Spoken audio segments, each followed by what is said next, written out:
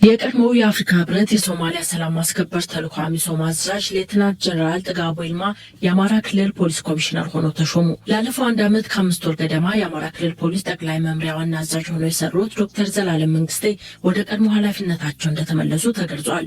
አዲሱን አዛዥ ሌተናንት ጀነራል ጥጋቡን የሾሙት የአማራ ክልል ርዕሰ መስተዳደር አረጋ ከበደ መሆናቸውን የክልሉ ፖሊስ በፌስቡክ ገጹ ባወጣው መረጃ አስታውቋል። ላለፉት 3 ዓመታት ግጭት ውስጥ ያለው የአማራ ክልል የፖሊስ ኃይል መምራት ኃላፊነትን የተረከቡት ሌተናንት ጀነራል ጥጋቡ በኢትዮጵያ መከላከያ ሰራዊት ውስጥ ከ40 ዓመት በላይ ልምድ ያላቸው ወታደራዊ መኮንን ናቸው።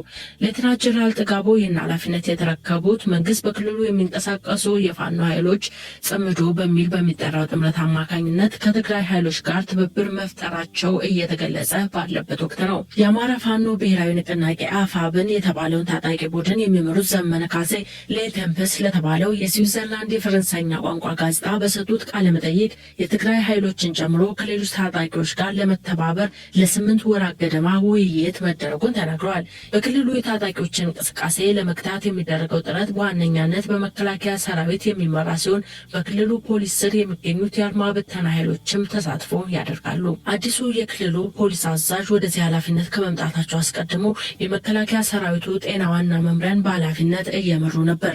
የመከላከያ የሎጂስቲክስ ዋና መምሪያ ኃላፊና የመከላከያ ካውንስል አባል በመሆንም አገልግለዋል። ሌተናንት ጀነራል ጥጋቡ ከሀገር ውስጥ በተጨማሪ በቀጠናዊ የመከላከያ ሰራዊት ስምሪት ላይ በአመራርነት ሰርተዋል። ከየካቲት 2011 ዓ.ም እስከ ነሐሴ 2012 ድረስ አልሸባብ ሶማሊያ ላይ የደቀነውን ስጋት ለመቀነስ በተባበሩት መንግስታት ድጋፍ የተቋቋመውን የአፍሪካ ህብረት የሶማሊያ ተልዕኮ አሚሶም በአዛዥነት መርተዋል። ሌተናንት ጀነራል ጥጋቡ በቅርብ ጊዜ ውስጥ በፖሊስ አዛዥነት የተሾሙ ሁለተኛው ወታደራዊ መኮንን ናቸው። ባለፈው መጋቢት የመከላከያ የምድር ኃይል ዋና አዛዥ እንዲሁም የሰራዊቱ መረጃ ዋና መምሪያ ኃላፊ የነበሩት ሌተናንት ጀነራል አስራት ዴንሮ የአዲስ አበባ ፖሊስን እንዲመሩ በጠቅላይ ሚኒስትር አብይ አህመድ መሾማቸው ይታወሳል። ከመጋቢት 2017 ዓ.ም ጀምሮ የአማራ ክልል ፖሊስ ጠቅላይ መምሪያ ዋና አዛዥ ሆነው የቆዩት ኮሚሽነር ጀነራል ዘላለም መንግስቴ ወደ ፌዴራል ፖሊስ ምክትል ዋና ኮሚሽነር ኃላፊነታቸው መመለሳቸውን የክልሉ ፖሊስ መረጃ ያሳያል። የኢትዮጵያ ሀገራዊ ምክክር ኮሚሽን አብን በምክክር ሂደቱ ላይ የደረሰበትን ድምዳሜ እንደማይቀበለው ገለጸ። ዝርዝር አለን።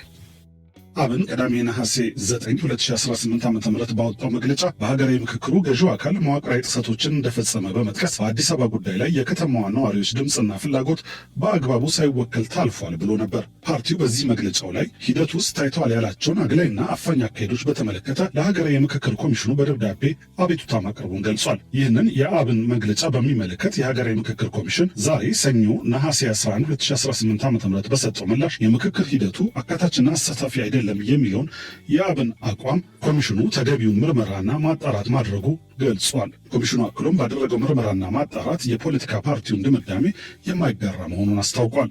አብን ቀዳሚ ዕለት ባወጣው መግለጫ በምክክር ሂደት ውስጥ የታየው ሁኔታ ከተራ የአሰራር ግድፈት ወይም ከመደበኛ የፖለቲካ ልዩነት የዘለለ ሆኖ እንዳገኘው ጠቅሶ ነበር። በምክክር ሂደቱ ላይ ተፈጽመዋል ያላቸውን ተደጋጋሚና የተደራጁ ጥፋቶች የሀገራዊ ምክክሩን ተአማኒነት፣ አካታችነት፣ ገለልተኝነትና ፍትሐዊነት ጥያቄ ውስጥ የሚያስገቡ እንደሆኑም በመግለጫው ላይ ጠቅሷል። ኮሚሽኑ ዛሬ ለአብን ቅሬታ በሰጠው ምላሽ ደግሞ ባለው ስልጣንና ኃላፊነት መሰረት ሂደቱን በነጻነት፣ በገለልተኝነት፣ በአካታችና በአሳታፊነት ለማስኬድ ትኩረት ሰጥቶ እየሰራ እንደሚገኝ አስታውቋል። አብን በምክክር ሂደቱ ላይ ለታዩ መዋቅራዊ ጥሰቶች፣ ጫናዎችና ወገንተኛ አካሄዶች ተጠያቂ ያደረገው አገሪቱን እያስተዳደረ የሚገኘውን ገዢውን ፓርቲ ነው። አብን ቀዳሚ ዕለት ባወጣው መግለጫ ላይ መንግስታዊ መዋቅሮችን የአንድን ቡድን ፍላጎት ማስፈጸሚያነት የማዋል ጥረት እንደሚደረግ በስፋት አስተውለናል ብሏል። በገዢው አካል ተፈጽመዋል የተባሉት እነዚህ ድርጊቶች ሂደቱ የሚጠበቅበትን ያህል ውጤታማ እንዳይሆን ከፍተኛ ስጋት መደቀናቸውንም አስረድቷል። ኮሚሽኑ በበኩሉ የምክክር ሂደቱ የማንኛውንም ፓርቲ የመንግስት አካል ወይም የተለየ ቡድን የፖለቲካ አጀንዳ ለማስፈጸም የሚውል መድረክ አይደለም ሲል ምላሽ ሰጥቷል። በሂደቱ ያጋጠሙ ተግዳሮቶች እንደነበሩ ያስታውሰው የኮሚሽኑ መግለጫ በየመካከሉ በኮሚሽኑም ይሁን በተመካካሪዎች በኩል የተስተዋሉ ጉድለቶችና የተፈጠሩ ቅሬታዎችን በአግባቡ ለመፍታት እንዲሁም ምላሽ ለመስጠት ጥረት መደረጉን አብራርቷል። አብን በምክክር ሂደቱ ከሌሎች ተወካዮች ጋር በመሆን ንቁ ተሳትፎ እያደረጉ ካሉ የፖለቲካ ፓርቲዎች መካከል አንዱ ነው ያለው ኮሚሽኑ በቀሪው የምክክር ሂደትን በንቃት መሳተፉን እንዲቀጥል ጥሪ ያቀርቧል። ኮሚሽኑ የማንኛውንም ተመካካሪ አቤቱታና ቅሬታ በቀላሉ የሚያልፈው ጉዳይ አለመሆኑን ገልጾ አብንን ጨምሮ ከተለያዩ አካላት ለሚቀርቡ ቅሬታዎች በቅሬታ አፈታት ስርዓቱ መሰረት ምላሽ እየሰጠ ይገኛል ብሏል።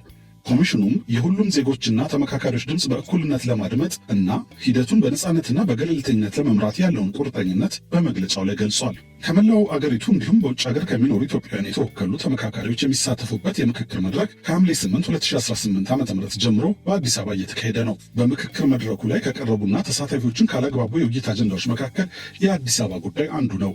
አብን ሐምሌ 8 2018 በተጀመረው የአገራዊ ምክክሩ አዲስ አበባን በተመለከተ የከተማዋ ሕዝብ እንደ ዋና ባለቤት ሳይቆጠር መታለፉ እጅግ አሳሳቢ መሆኑን ጠቅሷል። አብን በመግለጫው የአዲስ አበባ ከተማን መሬትና አስተዳደር በተናጠል የመቆጣጠር ፍላጎት ታይቷል ብሎ የከተማዋን ገጽታ ወደ አግላይ ዘውጊያዊነት መለወጥ የለበትም የሚል አቋም እንዳለው አስታውቋል። ፓርቲው እስካሁን ድረስ እነዚህን መሰረታዊ ግድፈቶች ለማረም የተወሰደ አዎንታዊ እርምጃ ለመኖሩን ጠቅሶ ወደፊትም ገዢው አካል የራሱን የፖለቲካ ፍላጎት ለማስፈጸም የሚያደርገው ስልታዊ ተጽዕኖና ጣልቃ ገብነት እየጨመረ እንደሚሄድ አሁናዊ ሁኔታዎች ያመለክታሉ ሲል ስጋቱን ገልጿል። አብን አንድ ወገን ብቻውን የሚወስንበት አግላይና አምባገነናዊ ስርዓትን የመጫን እንቅስቃሴ የማይቆም ከሆነ ለሂደቱ እውቅና የማይሰጥና የማይተባበር መሆኑን በመግለጫው ላይ አስታውቋል። ኮሚሽኑ ለአብን ቅሬታዎች ምላሽ በሰጠበት መግለጫ ሀገራዊ ምክክሩ የአንድ ወገን ድል ወይም የሌላ ወገን ሽንፈት አይደለም በማለት ኢትዮጵያ የምትሻገርባቸውን የጋራ መፍትሄዎች ለማፈላለግ የሚያግዝ ሁሉንም አሸናፊ የሚያደርግ ሂደት ነው ብሏል።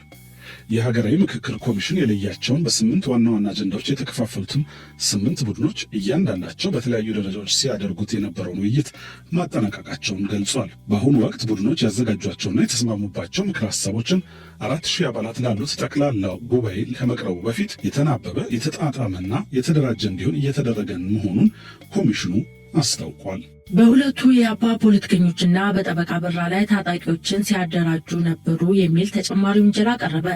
ፖሊስ ይህን ያለው በተጠርጣሪዎቹ ላይ ተጨማሪ ምርመራ ጊዜ እንዲሰጠው ለችሎት ባቀረበው ማመልከቻ ነው። ቢቢሲ የተመለከተው የፖሊስ ሪፖርት ተከባብረውና ተዋደው የሚኖሩ የዘይሴ ማህበረሰብና ሌሎች ብሔረሰቦችን እርስ በርስ ለማጋጨት እየሰሩ ነበር ሲል ተጠርጣሪዎችን ወንጅሏል። ተጠርጣሪዎቹና ጠበቆቻቸው በበኩላቸው ከዘይሴ ብሔረሰብ ጋር በተገናኘ የተነሱ ውንጀላዎችን በፖሊስ የመጀመሪያ ሪፖርት ላይ ያልተጠቀሱ አዲስ ውንጀላዎች በመሆናቸው ውድቅ እንዲደረጉ ችሎቱን መጠየቃቸውን ከጠበቆቻቸው አንዱ የሆኑት አቶ ሰለሞን ገዛኸኝ ለቢቢሲ ተናግረዋል። ጠበቃ ሰለሞንን ያነጋገራቸው ኬኔዲ አባተ ነው። ከዚህ ከጽምዶ ጋር በተገናኘ እንቅስቃሴ ያደርጋሉ፣ ጽምዶ ጋር ግንኙነት አላቸው። እንዲሁም ደግሞ ሐሰተኛ ፕሮፓጋንዳ በጽንፈኛ ሚዲያ ባንከር በኢትዮ ፎረም በ360 አሰራጭተዋል እና ይህንን መረጃ ለማሰባሰብ ለማጠናከር ተጨማሪ ምርመራ ያስፈልገኛል፣ ተጨማሪ ጊዜ ያስፈልገኛል እና 14 ቀን ሰጠኝ ብሎ ጠይቆ ነበር ፖሊስ።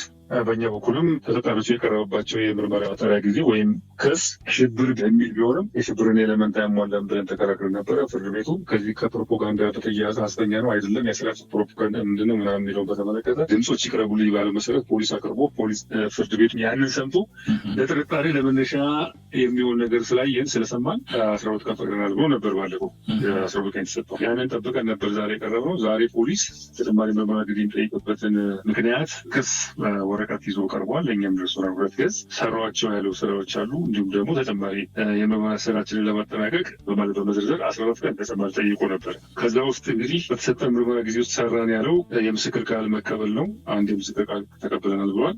ከዛ ውጪ በደቡብ ኢትዮጵያ ጋሞ ዞን አርባ ምንጭ ከተማ አስተዳደር የሰነድ ማስረጃ ለማምጣት ምክንያቱም እዚህ አካባቢ ላይ እነሱ እንትን ባሉት ጉዳይ የሐሰት ፕሮፓጋንዳ አሰራጭተዋል ነው። እዛ ዘይሴ የሚባል ብሔረሰብ ዘንድ ተጨፍጭፏል፣ ይህንም የጨፈጨፈው መንግስት ነው ብለው በሐሰት ፕሮፓጋንዳ ስላሉ አርባ ምንጭ አካባቢ ጋሞ የምርመራ ቡድን ልከን ምርመራ እያጠራ ነው። ምስክር ተጨማሪ ምስክር ለመቀበል ተጨማሪ ጊዜ ያስፈልገናል። እንዲሁም ከተቋማት የሚመጡ የሰነድ ማስረጃዎች ከባንክና ከመሳሰሉት እነዚህንም ለማቅረብ ተጨማሪ ቀን ያስፈልገናል ብሎ ነበር ያለው። በእኛ በኩል ያነሳ ነው እዚህ ከተቋማት ከባንክም ይሁን ከፎረንሲክ ውጤቱን ለመጠባበቅና ከባንክ ንግድ እንቅስቃሴያቸውን በተመለከተ ውጤት ለመጠባበቅ በማለት ያለው ፖሊስ ይሄ ከተቋማት የሚመጡ ናቸው። ስለዚህ ተጠርጣሪዎቹ በዋስ ቢወጡ እነዚህ ከተቋማት የሚመጡ ሰነዶችን ሊያጠፉ፣ ሊሰውሩ፣ ሊዘግዙ አይችሉም። በሌላ በኩል ግን ትልቅ ያነሳነው ጉዳይ ምንድን ነው? ከዚህ በፊት ፖሊስ ጠርጥሬያቸዋለሁ ብሎ መጀመሪያ ሲያቀርብ ያቀረበው ክስ ከጽምዶ ጋር በተገናኘ ምርመራ ቡድን ልከናል። ስለዚህ አጣርቶ እስኪመጣ ምስክር ተቀብሎ እስኪመጣ ተጨማሪ 14 ቀን ማለት አግባብ አይደለም። ይሄ አዲስ ነው። ስለዚህ ፍርድ ቤት ይህን ውድቅ ሊያደርግልን ይገባል። ሌሎቹ በተመለከተ ግን ከተቋማት የሚመጡ ማስረጃ ስለሆነ ይሄን ሊያጠፉ አይችልም ብለን መልስ ሰጥተን ነበረ።